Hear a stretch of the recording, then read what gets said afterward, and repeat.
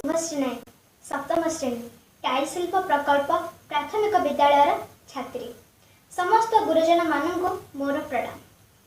आज एक महात्मा का जन्म दिवस। आज आम देश जातिर पिता तांकर जन्म दिवस। से आ केही नुहंती आम आदर बापू महात्मा गांधी। तांकर जन्म आमे समस्ते जानिछंती। अक्टोबर 2 तारिख 1869 मसीहा गुजरात पोरबंदर ठारे से जन्मग्रहण करथिले।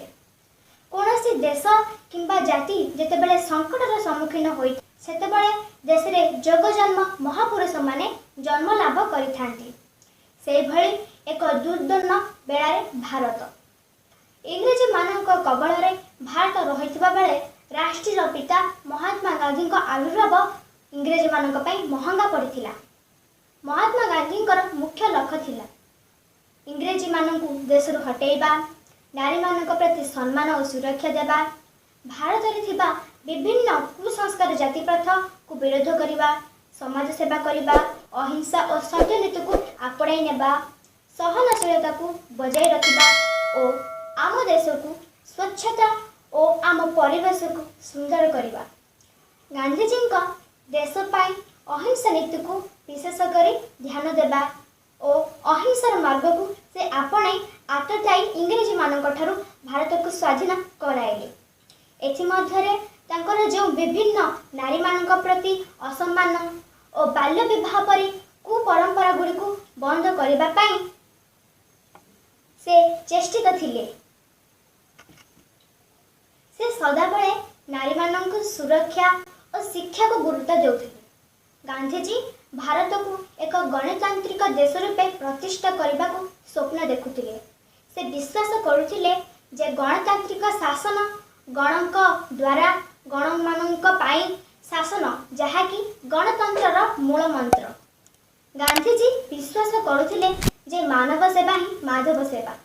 तेणु से कर्म गुण धर्म निर्विशेष समस्त मानव जातिर निरवच्छिन्न सेवा करि आसुथिले।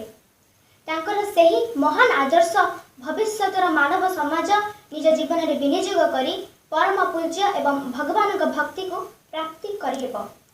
गांधीजी सर्वदा आत्मनिर्भर परी एक महान स्रोत रे परिचालित हेबा पाई मानव समाज को सदा सर्वदा अनुप्राणित कराउथिले।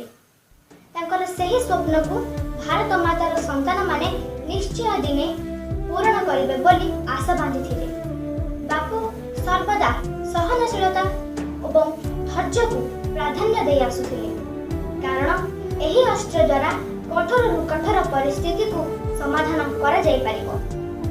से अनेक कष्ट एवं मानसिक चाप रे ठाई मध्य सर्वदा तांकर एही सहनशीलता परी एक अस्त्र को प्रयोग करी विभिन्न परिस्थिति रे मध्य निजको रक्षा करी एवं दृढ़ सहनशीलता प्रभाव रे विभिन्न कार्य को लांघन करि पाउथिले।